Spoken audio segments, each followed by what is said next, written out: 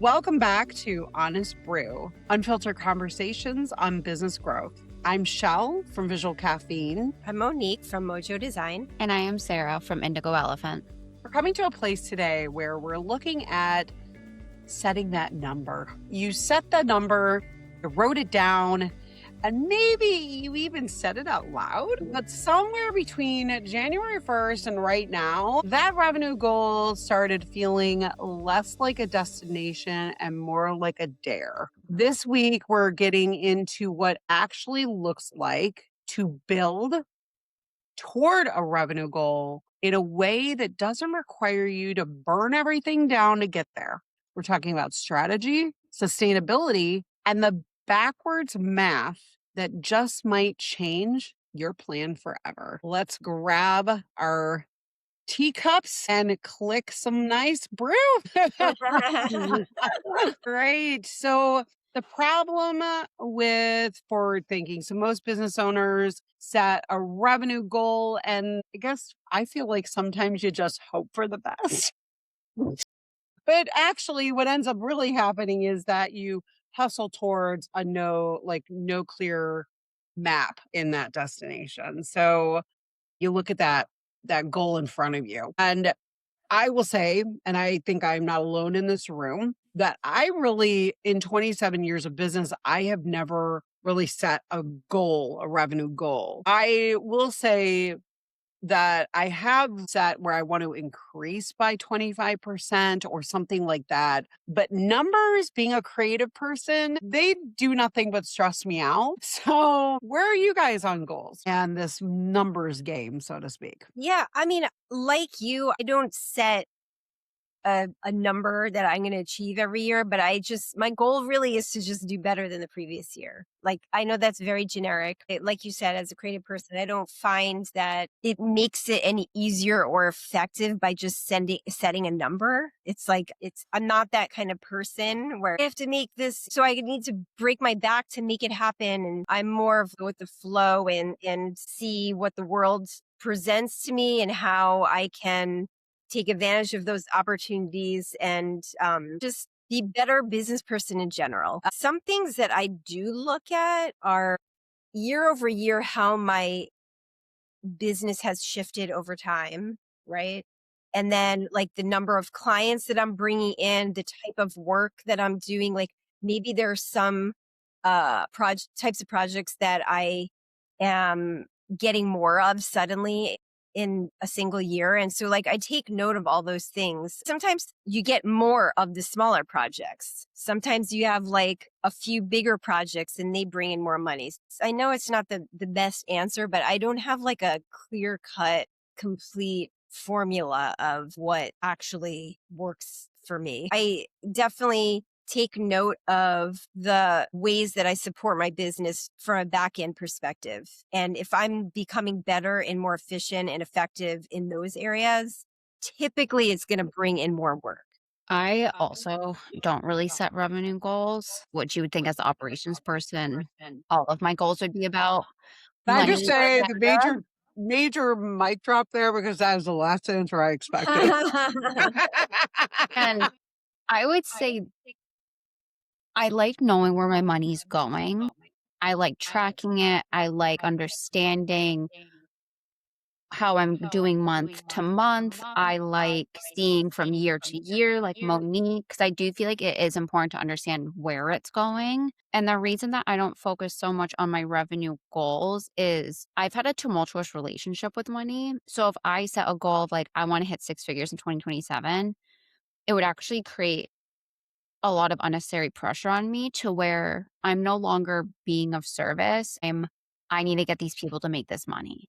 And that's not why I started my business. Like my acts of service is my love language. So to me, if a LinkedIn post gets one like, I have served that one person. And the more I just live in that purpose, the less I really have to worry about money.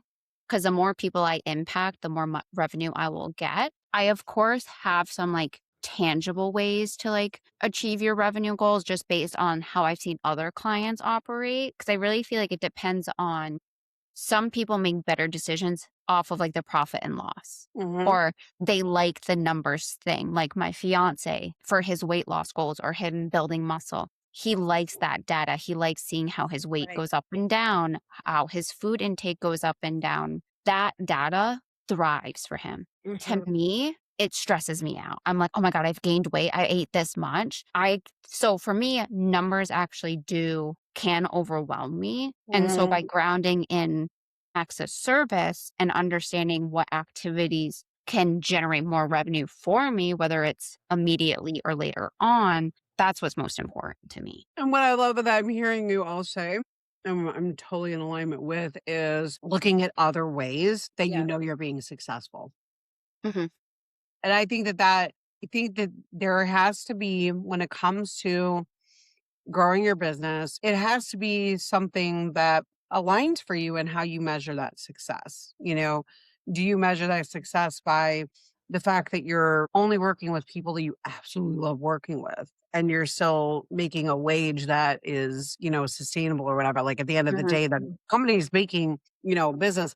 I kind of think about like a lot of the trash on social media is that, make your first million or have that $5 million business this year. And they throw out those monies, that money stuff. I am one person who has never been attracted by that kind of drop. But unfortunately, a lot of people are. But what I find, and the reason to bring this up is I find if I'm driven by money or anyone is driven by money, the stuff that's actually most important to me would fall to the side, which Yeah. is customer satisfaction, making sure that what we're creating is really like heart centered in their business, like the customer experience, the relationship. Like I just think that there would be this impact to your customer relationship if you only viewed them as a number. Mhm. Yep. Which, if you look at historically, anybody who's just been treated as a number, their the humanness and the human connection just goes to trash, right? So you don't want to treat your clients that way either. And I'm not saying you can't have both, but I think it is a little bit more of a challenge.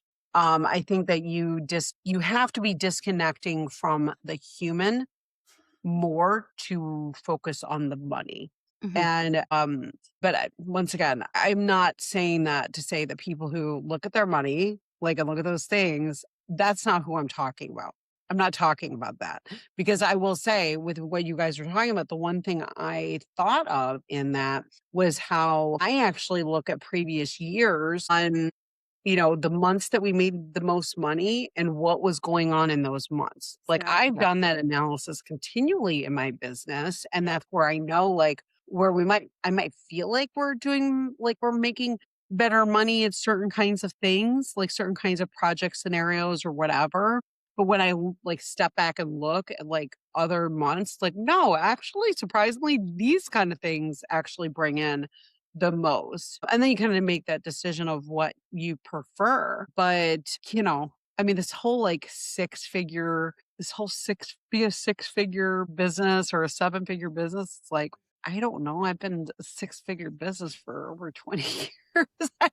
It's just to me, it's such a weird thing to even be talking about. Yeah, it's a gimmick to like hook people in but for them to achieve those goals is, I mean, I would be curious to hear what the percentage rate of successful people in those, that are fall for the gimmick. What is the success rate of that? Yeah. Because, I just think that for the person that is presenting the gimmick, maybe it did work for them. But it's such a specific to what they're doing, who they are, how much of a go-getter they are, what industry are they in, what's their location. There's Mhm. so many variables and factors that come in that maybe they did reach that successful goal, but not ever. That doesn't mean that it's just like a given. So Yeah. I think that it comes down to how individual, like every small business is so unique. It's as unique as the person is. So it's just not, unfortunately, there's not really a cookie cutter for, oh, make this, make all Mm-mm. this money in your first year of business. It's really the long game and building up your strategies in your brand, to draw people in and make those connections. Yeah, and I like that you said the long game because I think that that feeds people's, that whole get rich quick kind of desire, which does not typically exist. I'm sure there's a small percentage. I won't say never, but it's not. It's not the main way. No, and I agree with you both because I feel like there's layers to it. I do believe you can become successful faster than you think because Mhm. based on how you're showing up as a person, how you're operating, what you're doing can make blessings come to you faster. And then on the flip side, with what we see on social media, people who say, like, I've made 7 million in like 7 days, like something like so stupid like that. It's money sells. Mm, People see that and they think authority, which again, we don't know how they achieved it. Just because they've made that doesn't mean it's profit. They could be losing Right. money. True. A lot of those numbers are just revenue, which is not profit. So it's like you do mhm. have to use discernment on like when you're seeing those things because you can tell the people who are honest about how they made it. They're not blowing smoke up your ass about it. They're like, no, it sucked. I'm an overnight success. It took me 40 years to get here. So it's like that's something like we forget what's happening behind the scenes because that's not what we always show. And I feel like on the flip side too, where having revenue goals can help, I do feel like it can help ground you. The reason I say that is our brains can make it seem really hard. Like, how do I get to 6 figures? How do I do this? Being able to work backwards to the point where you're like, I only have to sign 2 clients a month to reach this. I just have to make sure I'm getting on X amount of discovery calls per month. It Right. can make your goals seem more achievable because it's broken Mhm. down. And as you break it down, you kind of realize it's less about the number. It's more of like, how many conversations am I having with people? How much am I showing up online that's of value, that's helping them see, like, oh shit, I need help with Go High Level. I need to talk to Sarah. I need help with branding. I must talk with Monique or Shell. Like, the more you do that, the more naturally people will be attracted to you. And because this is a business, money will be exchanged. Yeah. A couple things in there. One is it was so funny when you brought up like how much they're actually making. What I was literally in my head was going, yeah, I made $1 million and I spent $900,000 Yeah. in Facebook advertising to get there. Yeah. Like you don't know, Example. Yeah. you like people like focus on like bragging with their revenue, and it's like, yeah, but if they've got like 90% expenses, like, okay, I don't know. And I also the other thing that came up for me is these organizations, and I'm not gonna spin them out, but they're like there's organizations out there that you have to make $1 million in revenue to be in these organizations, you have to make $1 million to get into them, right? This is about the equality of businesses. A service-based business, it takes a lot more for them to make $1 million than, Mm. say, a construction business. Someone on paper who has a Right. That's construction business, yeah. a It's not lot of apples to what they're apples. making is just money that's coming in to cover the materials that were made. So, like, and I, like, or like a retail business, they have a certain amount of inventory they have to be like bringing in and out. Like, there's not a, you can't just say flat out like $1 million. You have to make $1 million and to me, what I'm pointing to in that is like apples to oranges. And then there's a lime in there. You can't even compare them depending on the type of business you're in. Just like if you're in a retail business, the hit to your business based on the economy is going to be very different than someone who's a service based business. And there's so much within those categories. I'm talking about very general categories, but even within those. Mhm. And what I love, Monique, that you put in was every business is different. And we talk about this a lot in here. And we have to not only bring that lens to looking at our own businesses and giving ourselves grace and permission to be where we are at and what it is for us to be aligned, but also bring it to the place of imposter syndrome where you are not putting in a comparison lens and then somehow saying like you're trying to make that make sense, you Right. know, and it won't.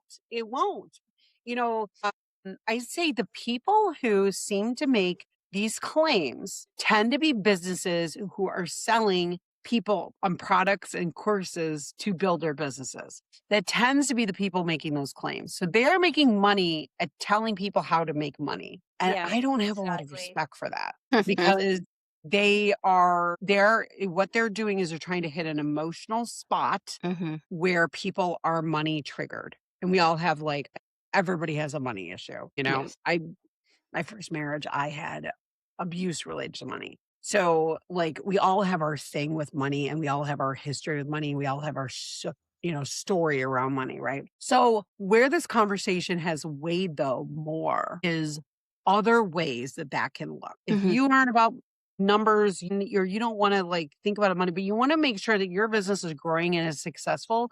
There's so many other ways you can look at it. And a lot of those have already been spoken in today's episode, which I am thrilled about. So I'm going to jump into where the idea for this episode actually started. And it was a conversation that I was having about a tool that I had learned in being trained as a coach. And one thing I think is great about this tool is you can make it so it meets you where you are at and where you want to be at, right? So there is a reverse engineering approach. And the idea behind this is what is that future vision? And I'm a vision person. I like looking at the bigger picture.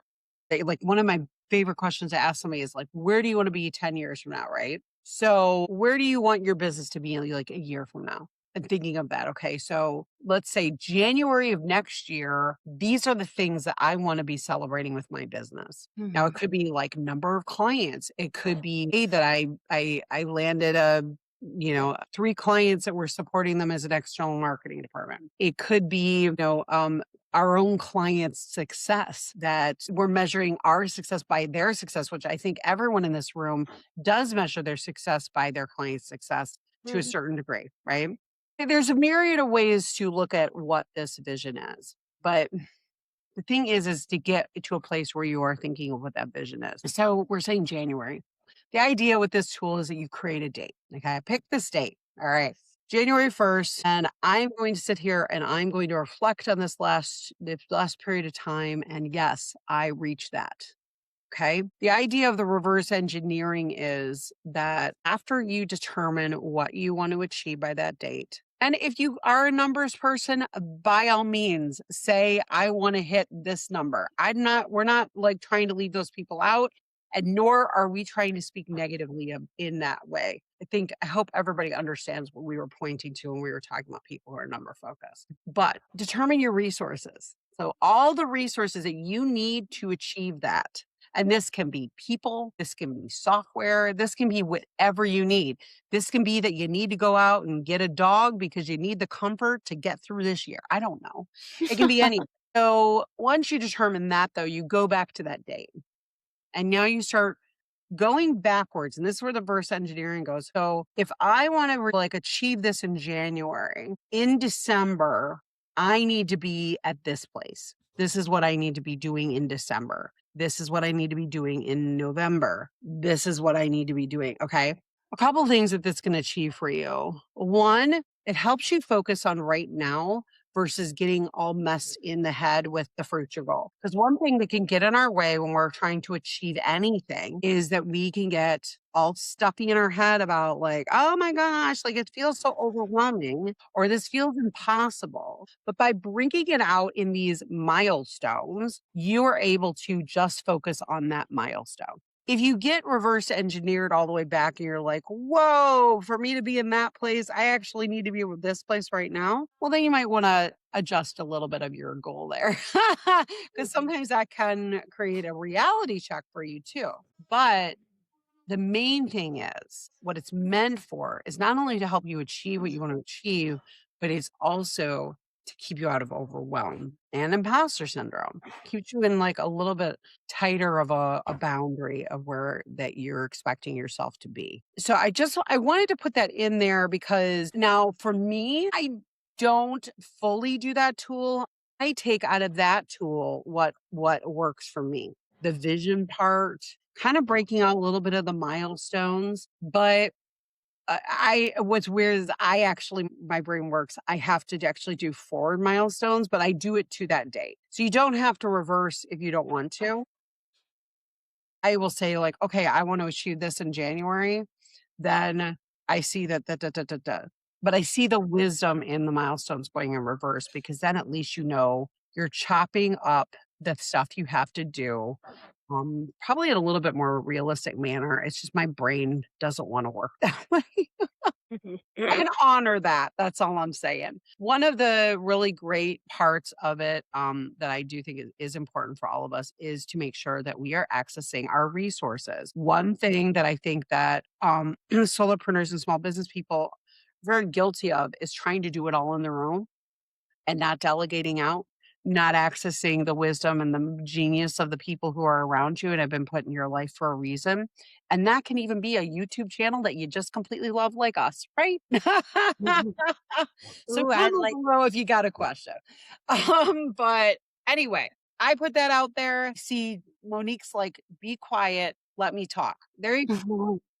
Well, you just made me think of one of my goals for this year is to better my back end systems and organization and efficiency. So I Mhm. have hired the lovely Sarah from Indigo Elephant to help me get it together and be less manual, more automation, and just using, because it's only me, myself, and I, using my time in the most efficient and effective way. That's been, I started with this goal last year. I don't think it's a bad thing to carry it through from one year to the other, but I love, love, love setting monthly goals, like you mentioned, Shell, because it keeps you on task and you feel like it's more attainable. It doesn't feel overwhelming. But the end goal, like once you've achieved A, B, C, D of this larger goal, it's a cumulative thing. I love the monthly goal thing because I just feel like it keeps you present and it's attainable. Mhm. Another thing I've seen clients do is if they have an offer that's like their signature thing that they repeat every year, they'll map out when they're going to do the launch each quarter. Their Mm, desire, like their goal is like, of course, they're like, I want to hit maybe $1 million. But when it comes to their actual launches, they're like, I want to help this many students. And that love. in itself, those students have to pay to be in the program. That can also be another way to like look at revenue. I have another client when it comes to her launches is she looks at each month and she's like, what are we launching or sharing that's going to make us money this month? And it can be based on like, I'm really passionate about video editing. I want to do a workshop on editing. Or I'm doing my signature challenge. I want to do it this quarter, this month. So it can be ways of seeing acts of service Mhm. leading you to the revenue that you want to achieve. And I personally like that perspective because it does detach me from the money and it detaches me from a sense of failure because I didn't make 5K in January. It's like, no, I actually helped these two amazing people that may never have come to me if I was so short and narrowed about how I wanted it to come. So I feel and I hope from this conversation is like, there's so many different ways to look at revenue. There's so many different ways to make goals around it. And at the end of the day, I do think it is really important to understand where is your revenue going? What are your expenses? What is your cost per lead? Like those are just valuable data points that you do want to have in your back pocket. There's one thing that I wanted to mention. I always have the mom perspective, right? And I have two kids and they're older, but you know what? They're always going to be my kids and they're always going to be my priority, right? So one thing that I track is the amount of time that I've actually worked in a year versus had time off. For many years, I never even factored that in. And I would just get so upset myself because, oh, I didn't make more money this year than last year. But I had things going on in my life that obviously takes up time. So I guess I just wanted to throw the time factor Mhm. into the mix because we haven't really talked about that at all. And I think it's something that's legitimately a factor. Yeah, absolutely. This year, I have a goal to have quite growth in my company this year, but I also it's like, my company served me really well the last few years that we've had, and we still continue to have health things in our family, but we had a lot of health stuff and stuff, and then it's like, and so my company was able to do that, and continue to function and support. And now it feels like time, like we're settled in now with our routines, and now we can go to that. So I totally think that's valid, and thank you for bringing that. And with that, I want to leave us a quote before we go to Les Ibs. My quotes I find are always good love punches, I think. Revenue is vanity, profit is sanity, but cash flow is reality. And with Mm, that, last sips.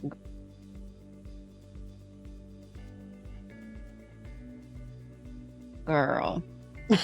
I should say, we all hope from this episode that there are ways to reach revenue goals where your whole life isn't about money and that revenue. There are ways to look at how you're serving your people. What's that experience like? What is your experience like actually doing the work for the clients? Those I find can be more valuable than being like, I need to hit 6 figures by 2027. Could it happen? Absolutely. But keep your mind and time open for other blessings to come in, because life is going to life whether we like it or not. And that if you are a data person, please keep doing what you're doing. Just have discernment on, is it supporting you or is it hindering you? And with that, I hope you guys have an amazing day. Thank you so much for tuning in. And as always, please leave us a review if you love us and share it with people who you think would benefit from it.